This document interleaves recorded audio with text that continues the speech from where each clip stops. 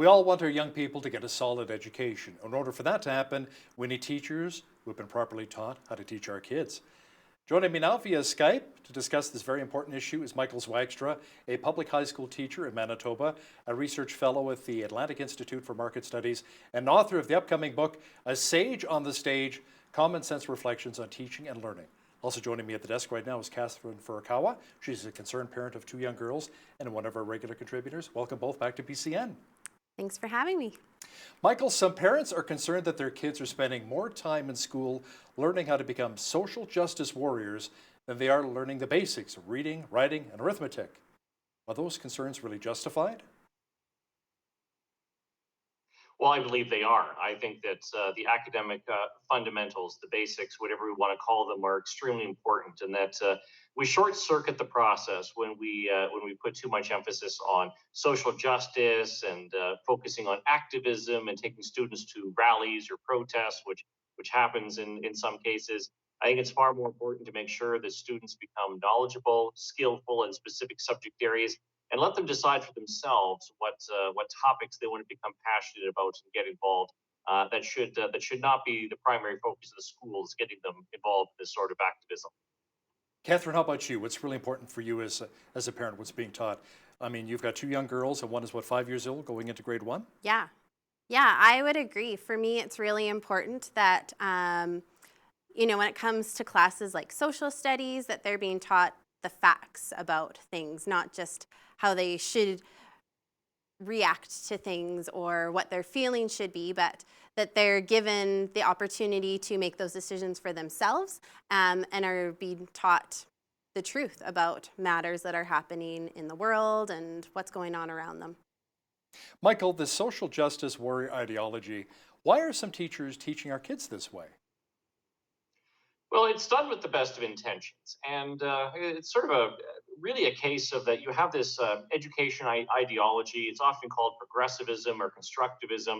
There's this emphasis that instead of focusing on facts and knowledge, that because the world is changing so fast, rather we need to teach students how to learn and how to look things up. And then you couple that with a passion regarding things happening in the world and getting them involved in certain issues. And so you have this project-based approach that comes out of it, where students end up focusing on areas that they might perhaps be interested in and doing their own research on, and getting involved in those sorts of things. And I think it, as I've said before, I think it short circuits the process. I think it's more important that teachers need to set the tone to make sure students are learning specific facts and content, and that we need curricula that clearly specify what it is we expect students to be able to know and do.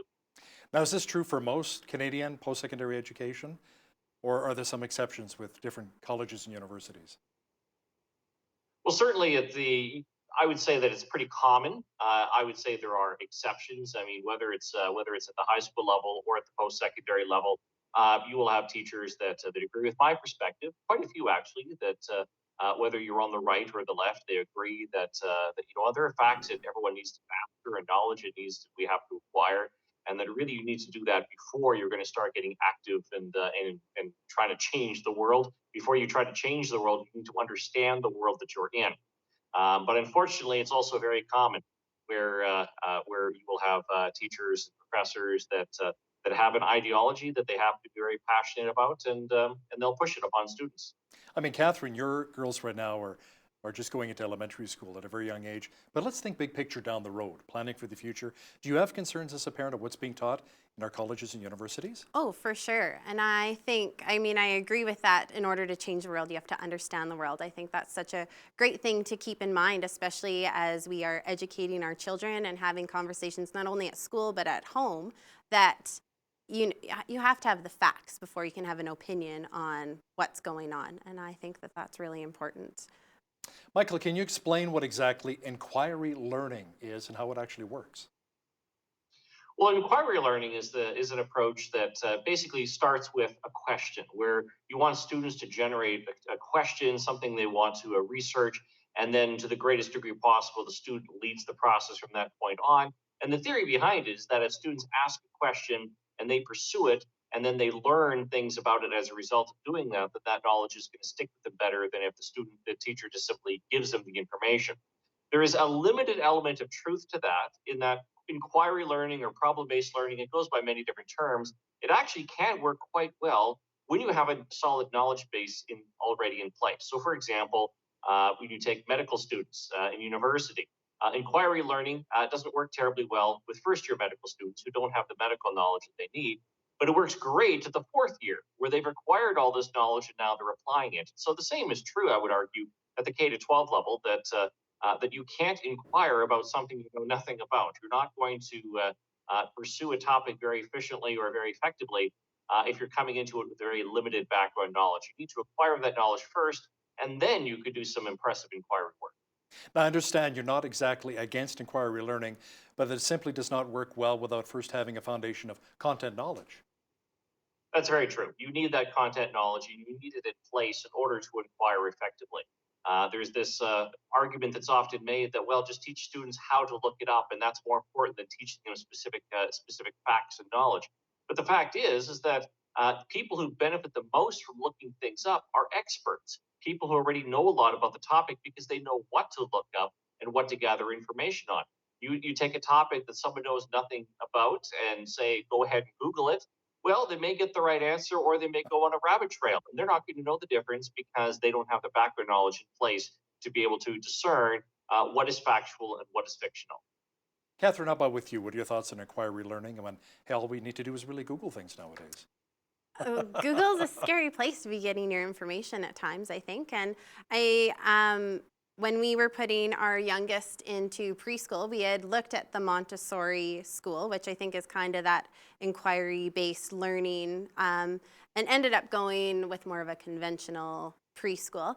And I understand where Michael's coming from with saying that you have to have that background information before. And I think especially with where the internet's at these days and people getting their information from Facebook or Twitter, which is the fake news a lot of times. You know, even that much more Yeah. fake, that we really need to teach our kids how, if we are going to encourage this, we need to teach them where to find the truth and the actual facts, if that's how we're going to encourage them to learn. Right. Michael, I think what's a little disconcerting sometimes, I'll go to a grocery store or maybe a fast food restaurant, and then maybe the order comes to $10.50 and I give them $20.50. And they have to actually put it in a calculator or whatever to try and figure out how much change to give back. That's kind of scary, isn't it? That basic math skills are maybe non-existent nowadays.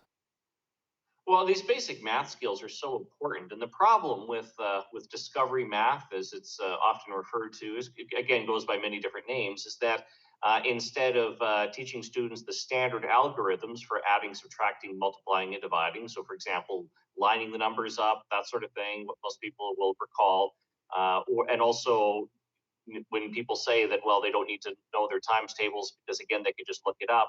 They don't master those basics, and then they can't do any more advanced math. I mean, try doing a complex algebraic equation if you don't know the order of operations and you don't know basic things like 5 times 6 is 30. If you don't know these things by memory, you will find it very difficult to do any more advanced math. And so these fundamentals, these basics, are essential in order to do the more advanced math that we want students to do. You don't start with the advanced math. You don't start where everything is problem solving and students invent their own way of doing it. That's just a recipe for chaos in the long run. Catherine, let me ask you something.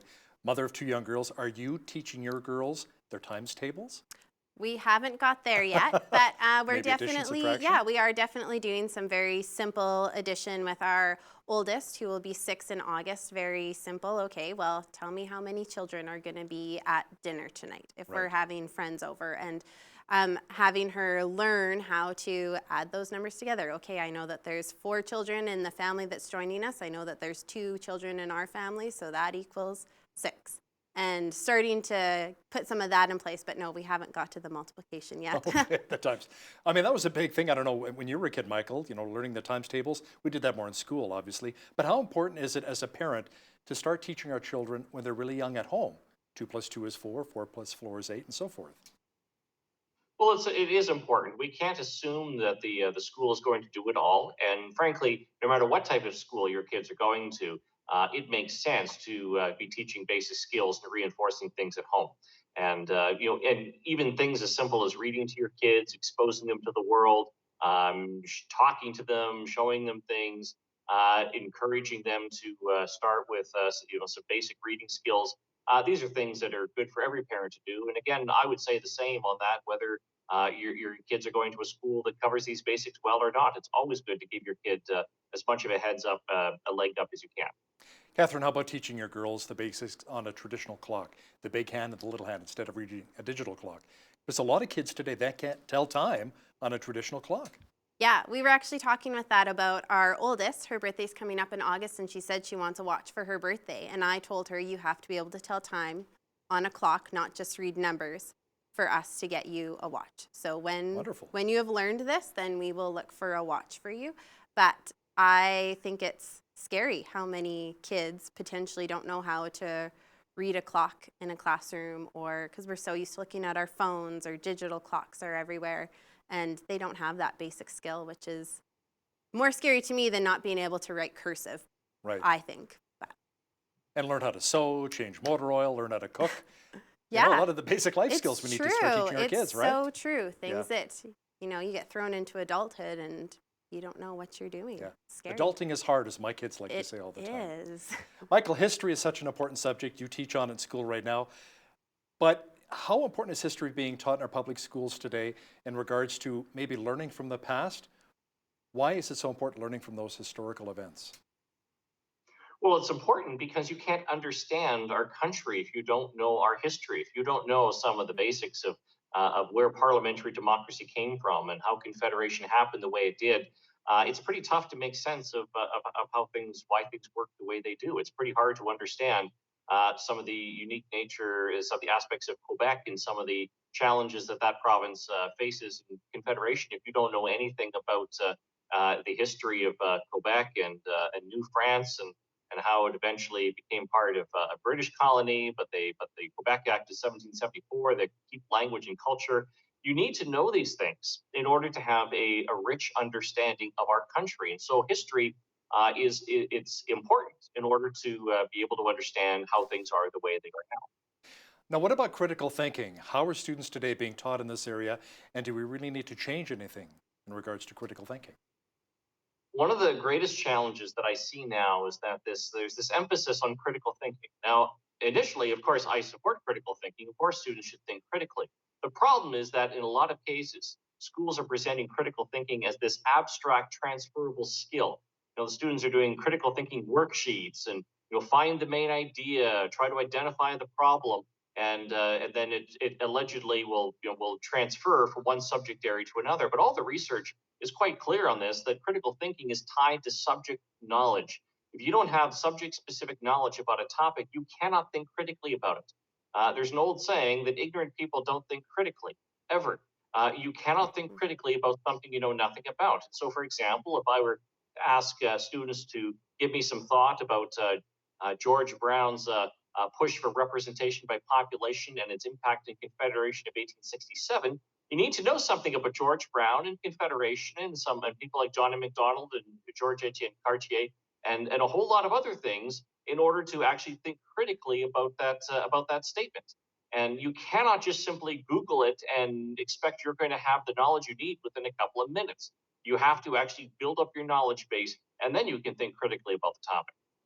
I do think, though, that parents expect teachers to prepare students for the real world in some regards. Catherine, what are you expecting from your teachers once your girls are in school? I think in our home, we talk a lot and we try to expose our girls to a lot of different thoughts and ideas. And so I think for me, the big thing is I want them to learn the truth. I want them to learn the facts, and that needs to be the base. And I love Michael's point of you can't think critically about something unless you understand it. And he mentioned that before, like, you can't change the world unless you understand it. And I think that that's so important, that we need to teach our kids these basic things that they need to know. They need to know math. You need to know how to read. You need to know how to write. Before you can start analyzing history, you have to know history. And I think that's so important. And that's what I hope that it will be for my girls. And that then as they start to think critically, that it will be in joint with us as parents and not just totally up to the teachers to encourage that or teach our kids how to do that. Michael, quickly, where do you think maybe teachers have dropped the ball? Where do they need to improve when it comes to our education system? We got about a minute left here. Well, I think we need to stop downgrading the importance of subject-specific content knowledge, and we need to stop dismissing traditional teaching methods. There's actually a lot of research that supports things like direct instruction, rote learning, memorization, practice. That doesn't mean that's all that we should do, but we need to start recognizing that these things do work. It is important. It's important for students to know things. It's important to practice. It's important to memorize. And there's nothing wrong with some hard work in school. Learning is not easy, does not come automatically. It's something we need to work at, and we need to recognize that. And learning to help us think and grow. Michael Zwaagstra, Research Fellow with the Atlantic Institute for Market Studies, and one of our regular contributors, Catherine FURUKAWA. Thank you both for joining me today. Thanks for having me. Thank you.